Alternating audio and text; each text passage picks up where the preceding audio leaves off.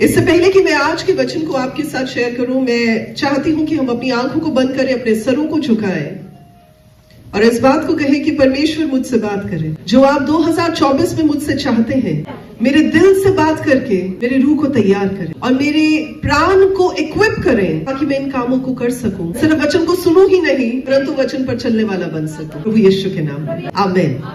आज मैं आपके साथ दो ऐसी चीजें शेयर करने जा रही हूं जो 2024 में आपको परमेश्वर से मांगनी चाहिए। अगर आप एक अच्छे उज्जवल भविष्य को, एक अच्छे फ्यूचर को चाहते हैं और आप चाहते हैं कि हाँ जी, मेरा जो आने वाला नया साल है वो भरपूर साल हो, बढ़िया साल हो, अच्छा साल हो, तो मैं आपके साथ दो ऐसी चीजें शेयर करूंगी जो आपको परमेश्वर से मांगनी चाहिए। बजाय इसके कि आप धन दौलत मांगे, बजाय इसके कि आप परमेश्वर से और चीजों को मांगे, आप बोलेंगे हाँ जी पास्टर जी, आप बोलेंगे परमेश्वर की उपस्थिति को मांगे। मैं ये भी नहीं आज बताने वाली कि आप ये मांगे, मैं कुछ और भी बताने जा रही हूं। आमीन। सो दो चीजें आज मैं आपके साथ शेयर करने जा रही हूं। सबसे पहले मेरे साथ निकाल लेंगे वचन जो कि प्रोवर्ब्स यानी नीति वचन की किताब, उसके चैप्टर नंबर 3 की 13 में लिखा है, क्या ही धन्य है वे मनुष्य जो बुद्धि पाए और वे मनुष्य जो समझ प्राप्त करे। ओके, एक मैं आपके साथ स्टोरी शेयर करने जा रही हूं। यूएसए में 1848 में एक बहुत बड़ी डिस्कवरी हुई थी कैलिफोर्निया के एक इलाके में जिसे गोल्ड रश कहा जाता है। और इस जगह पर ऐसे हुआ कि सटर जो मिल थी वो एक ब्रूक के यानी एक छोटी सी नदी के किनारे थी और लोगों ने अचानक उस मिल में काम करते हुए देखा कि नदी में कुछ चमक रहा है और लोगों को, जो वर्कर्स थे, उन्हें समझ में आया कि यार ये कुछ ऐसी वैसी चीज नहीं है, ये सोना है। और उन्होंने क्या करना शुरू किया, उन्होंने उस जमीन को खोदना शुरू किया और वहां पे पता चला कि यहां पर तो सोने की ही जो है भरमार है। अब आपस में वो जो वहां के ओनर्स थे, उन्होंने बात को दबाने की कोशिश की ताकि लोगों को पता ना चले। उन्हें लगा जितना भी सोना यहां से निकलेगा वो सारा हम लोग बांट लेंगे, पर ऐसा नहीं हुआ। वो बात बढ़ते इतनी बढ़ गई कि सारे प्रोविंसेस में पता चल गया, सबको पता चल गया और लोगों ने आना शुरू कर दिया। भारी तादाद में लोगों ने आना शुरू कर दिया। 3 लाख से भी ज्यादा लोग उस जगह पर पहुंच गए। अब जरा सोच के देखिए कि जो जगह छोटी सी थी, जो इतनी इक्विप्ड नहीं थी, अब इतने लोग आ रहे हैं, वहां बीमारियां भी आ रही हैं, वहां डिजीजेस भी आ रही हैं, वहां सिकनेस भी आ रही है, वहां कैंप्स भी हैं, वहां लोग वायलेंट भी हो गए क्योंकि किन्नू नहीं चाहिए सोना, सारे अमीर बनना चाहते थे। अब वहां पर इतनी वो गंदी कंडीशंस हो गई, जो कैंप्स में लोग रह रहे थे वहां भी इतनी गंदी कंडीशंस हो गई कि फाइनली लोगों को लगा यार ये कर क्या रहे हम। वहां पर 2 ऐसे लोग थे जिनके बारे में हिस्ट्री में लिखा हुआ है और उन्होंने क्या कहा, उनमें एक एडवर्ड जैक्सन बंदा था और एक था जॉन वॉकर। तो एडवर्ड जैक्सन ने क्या कहा, जब उसकी तबीयत इतनी खराब होनी शुरू हो गई, उसने अपने जर्नल में लिखा, अपनी एक डायरी में लिखा और कहता है कि मैं यहां मरना नहीं चाहता, कम से कम मेरी हड्डियां मेरे घर पर जाके ही रखी जाए। पर वो फिर भी किसी तरह भी उसने अपने आप को सोचा कि चल छाड़ पर ही निकलो यहां से, हो गया जो करना था। और एक जॉन वॉकर नाम से बंदा था, उसको भी ऐसे ही लगा कि यार मैंने इतना, मतलब ये किस चीज के लिए, क्या कर रहे हैं हम, किस चीज के लिए भाग रहे हैं, इतना गंदा माहौल, इतनी गंदगी। और यहां तक ये नहीं था कि सिर्फ अमेरिका के अलग अलग स्टेट से लोग आए थे, अब ईस्ट से भी लोग आने शुरू हो गए, चाइना से भी लोग आने शुरू हो गए और वो अलग अलग बीमारियों को साथ लेकर आए। अब जरा सोच के देखिए किसके लिए, पैसों की वजह से। अब जो जॉन वॉकर बंदा था वो भी, उसने ये बात कहनी शुरू की, ये तो ऐसी सी लॉटरी है जो हमारी सोच से भी बड़ी है। कहता और यहां पर जो काम हो रहे हैं वो हम उसको सोच भी नहीं सकते। और उसने ये बात भी बोली, पर मैं किसी को भी एडवाइस नहीं करूंगा कि यहां पर आए। अब आप समझ सकते हैं, जो लोग सिर्फ उस नजारे को देखने के लिए, जो सिर्फ उस सोने को एक्सट्रैक्ट करने के लिए या एक्सकवेट करने के लिए उस जगह पर पहुंच रहे थे, लेकिन अब जब पहुंच के देख रहे हैं कि वहां का तो अलग ही कोई माहौल है, अलग ही सारी चीजें, तो कह रहे हैं यहां आने का कोई फायदा नहीं, कोई मत आए यहां पर। खुद पहुंच गए वहां पर अब वो जाके रियलिटी देख के बता रहे कि यहां पर आने का कोई फायदा नहीं है। फाइनली क्या हुआ, ये दोनों जने अपने घर को वापस चले गए और जो जॉन वॉकर था उसने क्या किया, जाकर फार्मिंग की, जाकर उसने अपनी जो जगह थी उसको तैयार किया और उसके बाद में वो स्टेट पॉलिटिक्स में भी चला गया, क्योंकि उसे लगा कि इन चीजों में कुछ नहीं पड़ा है। बहुत सालों के बाद एक TV program, American TV program निकला था जिसका नाम था एंटीक रोड शो। उसने क्या किया कि पीले पीले पड़े हुए जो कागज थे, चिट्ठियां थी, वही लेकर आए और उस रोड शो पर उन्होंने बताना शुरू किया, प्रोग्राम में बताना शुरू किया। और उन कागजों की, वो इतने वैल्यूएबल कागज थे कि गोल्ड रश के टाइम के कागज है जी, गोल्ड रश के टाइम का एक्सपीरियंस लिखा हुआ बंदे ने। अब वो इतने मिलियन ऑफ डॉलर्स में बेचे गए कि फाइनली वो डॉक्यूमेंट्री बनाने वाले ने कहा क्या था जी, चलो इनका तो गोल्ड रश यहीं पे निकल गया कि इनको कम से कम पैसा तो मिल गया, कि और गोल्ड तो मिला कि नहीं मिला ये नहीं पता, पर इनकी चिट्ठियां जो है वो गोल्ड के भाव पर बिक रही हैं। सो फाइनली ये हुआ वहां पर। अब अगर आप ये सोच रहे हैं कि पास नहीं तो ये कहानी आज के वचन के साथ कैसे मेल खाती है, तो मैं आपको कुछ बताना चाहूंगी।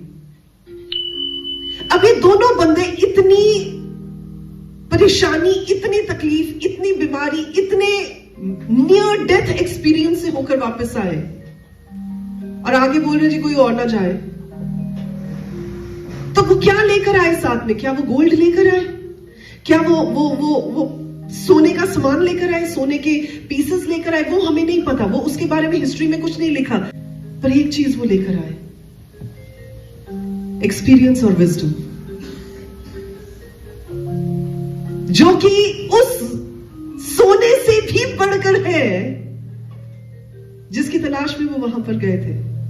और वचन में जब आप पढ़ते हैं, लिखा है क्या ही धन्य है वे मनुष्य जो बुद्धि पाए और वे मनुष्य जो समझ प्राप्त करे। हो सकता है कि 2023 आपके लिए वैसा नहीं बीता जैसा आप चाह रहे हो कि वाओ यार, oh it was a wonderful year. हो सकता है बड़ी सारी जगहों पर फॉल्टर भी किए हो, बड़ी सारी गलतियां भी की हो, बड़े सारे नुकसान भी झेले हो, बड़ी सारी चीजों में गलत फैसले भी लिए हो, और अब आप जब मुड़कर देख रहे 2023 में मैंने किया क्या क्या, तो लमेंट ना करें, मातम ना मनाएं, लेकिन ये बात कहे कि परमेश्वर उन प्रॉब्लम्स, उन एरियाज, उन परिस्थितियों में से भी आप मुझे क्या सिखाना चाहते हैं, वो सीख मैं ना भूल पाऊं। समझ रहे हैं आप? तो आज मैं आपसे ये रिक्वेस्ट करूंगी कि अगर आज आपको कलीसिया से जाने से पहले थोड़ा सा वक्त मिले तो आप लिख ले कि मैंने कौन सी 5 चीजें इस साल में सीखी हैं अपने बैड एक्सपीरियंसेस में से। कौन सी ऐसी चीजें हैं जो मैं दोबारा नहीं करना चाहूंगा। अगर मुझे वापस उस सिचुएशन में भेजा जाए तो कम से कम ये गलती मैं दोबारा नहीं करूंगा। वो है समझ, वो है बुद्धि जो परमेश्वर आपको देते हैं। और वचन में लिखा है सबसे अधिक चाहने योग्य क्या है? पैसा, हीरे, मोती, ज्वारात कुछ नहीं है सबसे ज्यादा चाहने योग्य। वचन बताता है सबसे ज्यादा चाहने योग्य है परमेश्वर की ओर से मिली हुई बुद्धि। Seek the wisdom of God. अब आप ये बोलेंगे कि पास्टर जी आपने कहा था कि 2 चीजों को जो हमें परमेश्वर से 2024 में मांगनी चाहिए। सबसे पहले यह है कि बुद्धि मांगे। वचन में लिखा है यदि तुम में बुद्धि की कमी है तो परमेश्वर से मांगे, परमेश्वर बिना उल्हाना दिए उन सबों को देते हैं जो प्रभु से वो मांगते हैं। That means this is one thing जो परमेश्वर कभी नहीं कहेंगे तेनू पहला मैं देते इसी द्वारा मांगना गया। आप मांगेंगे ना, परमेश्वर द्वारा भी दे देंगे। और आप कहेंगे ना प्रभु उस सिचुएशन में बुद्धि दी थी अब इसमें भी दे दे। परमेश्वर ये नहीं कहेंगे नहीं जी कोटा खत्म, परमेश्वर कहेंगे होर लाना। क्या मैं किसी से बात कर रही हूं?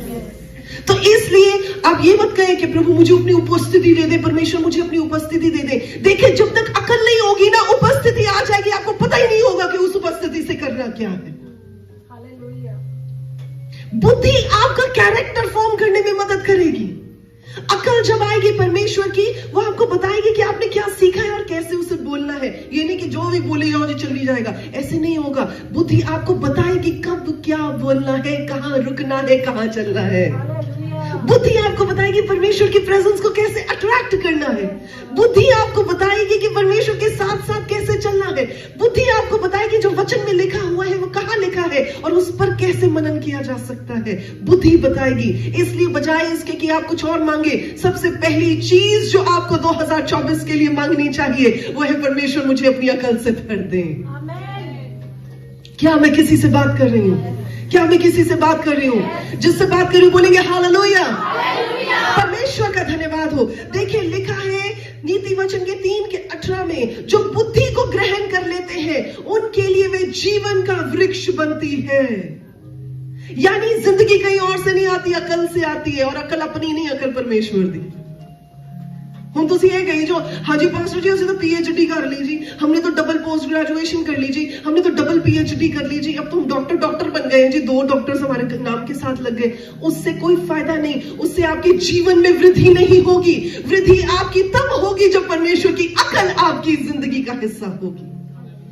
इट इज दैट, लिखा है कि जो बुद्धि को ग्रहण कर लेते हैं। क्या कर लेते हैं?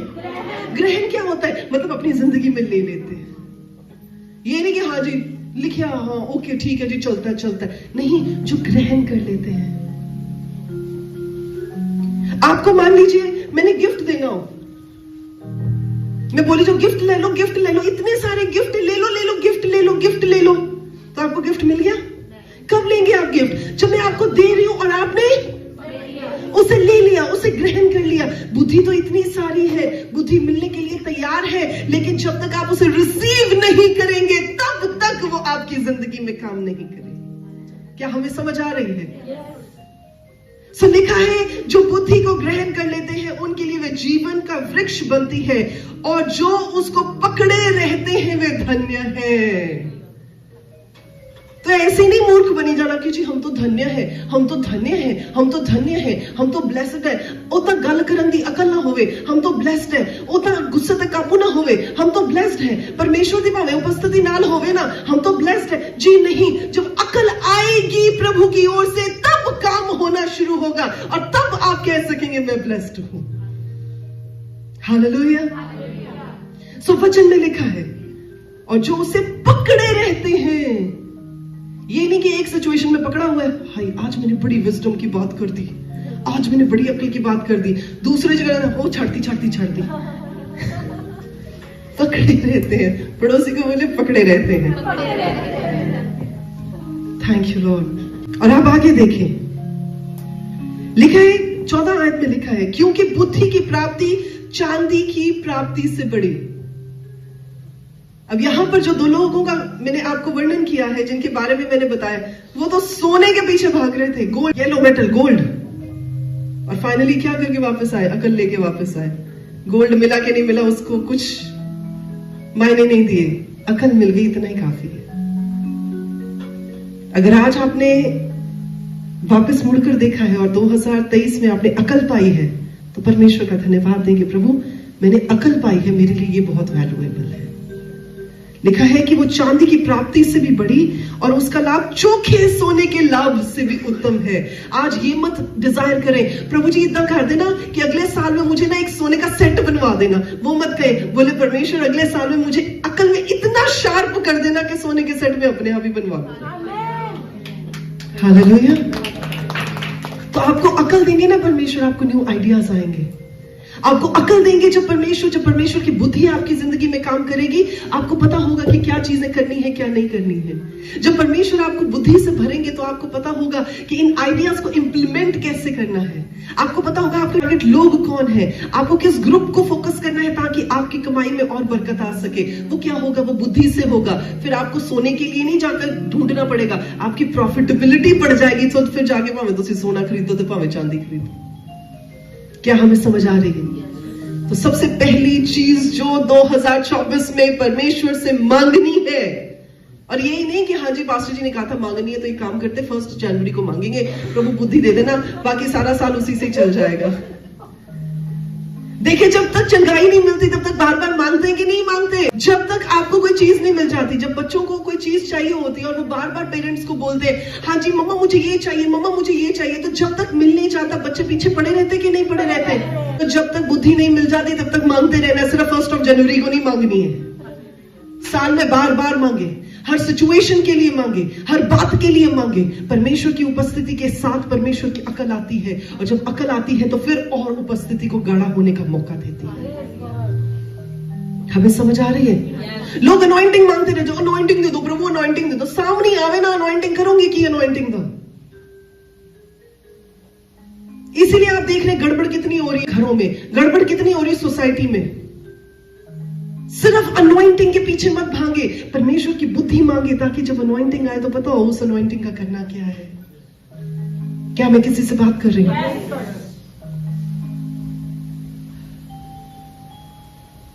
और फिर 15 आयत में क्या लिखा है? पहले सोने और चांदी की बात की जा रही है, फिर लिखा है वे मूंगों से अधिक अनमोल है, यानी रूबीज।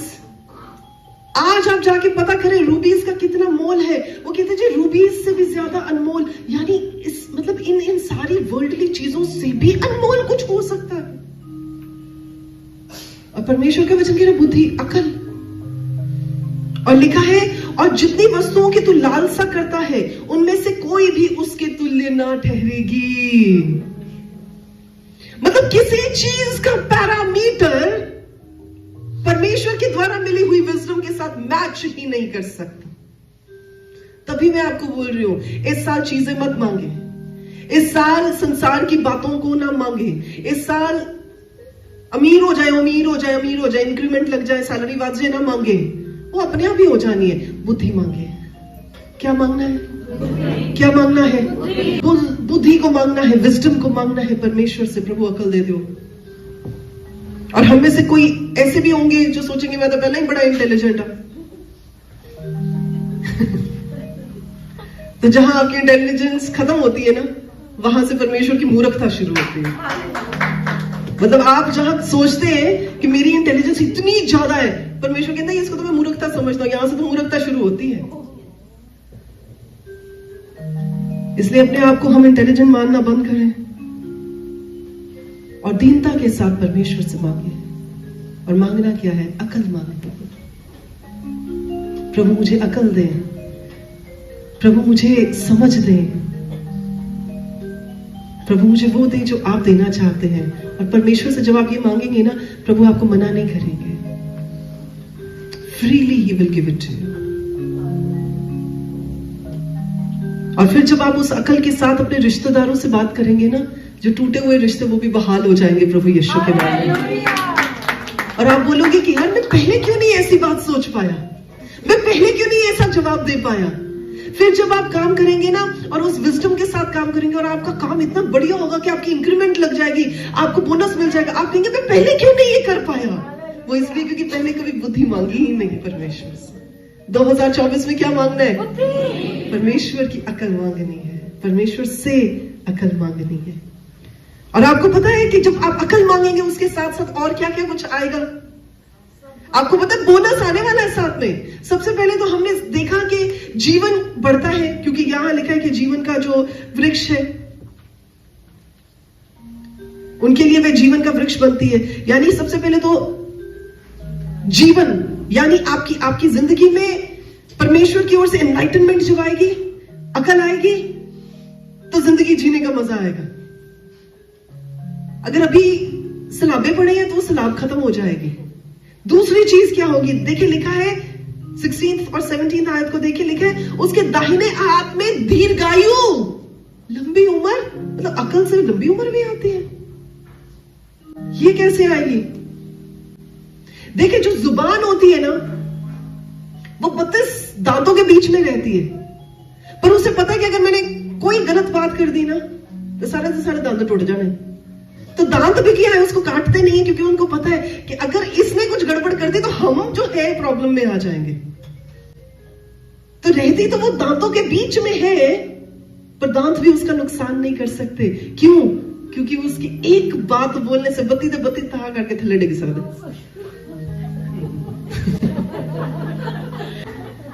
So that is the power of wisdom.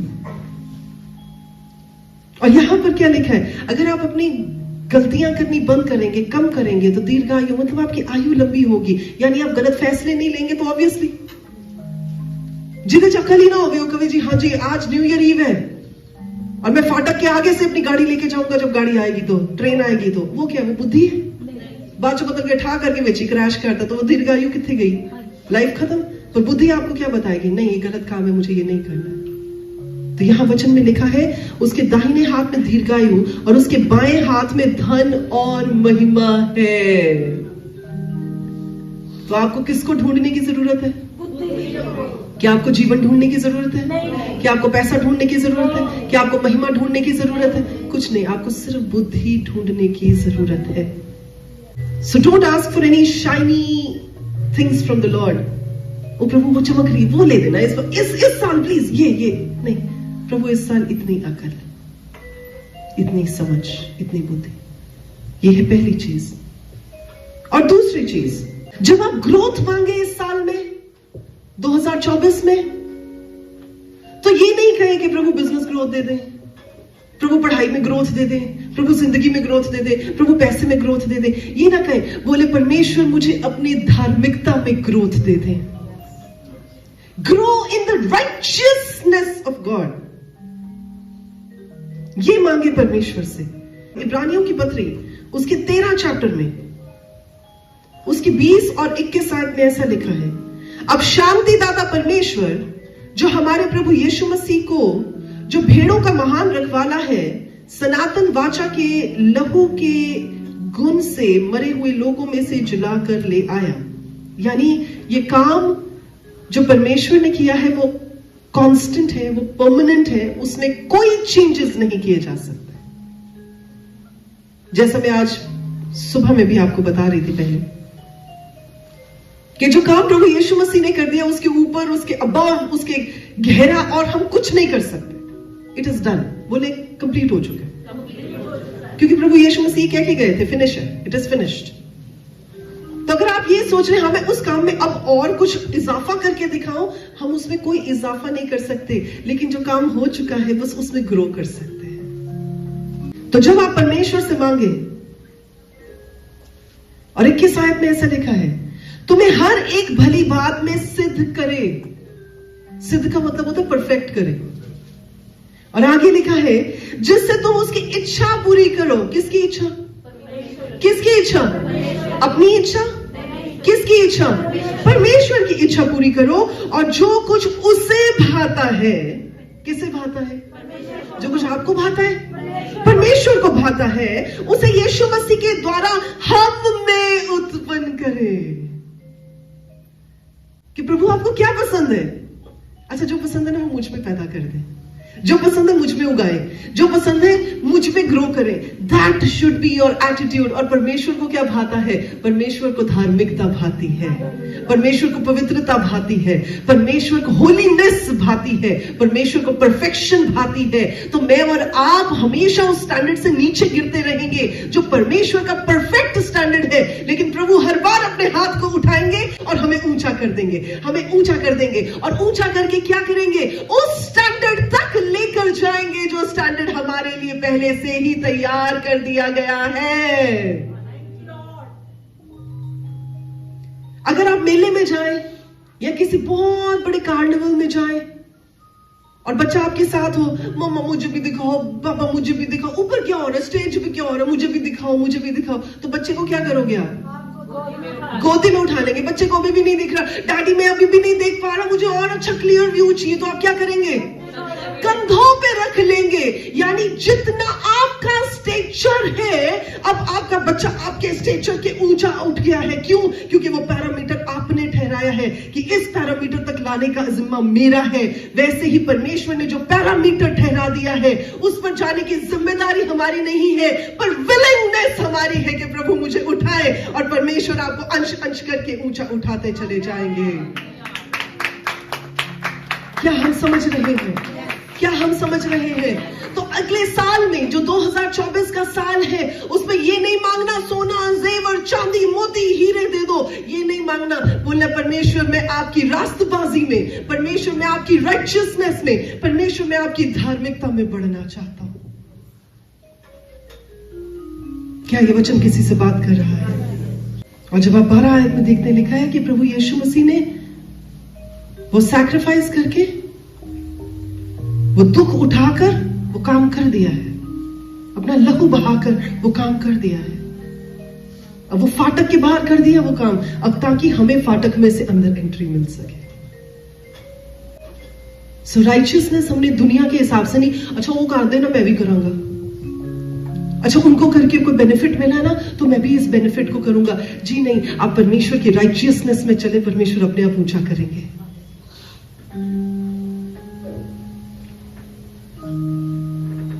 देखिए, बहुत बार गिरेंगे और स्वाभाविक है, it is natural to fall down. बहुत सारी सिचुएशंस में गिरेंगे, बहुत सारी चीजों में गिरेंगे, पर उठाने वाला परमेश्वर है। He will pick you up.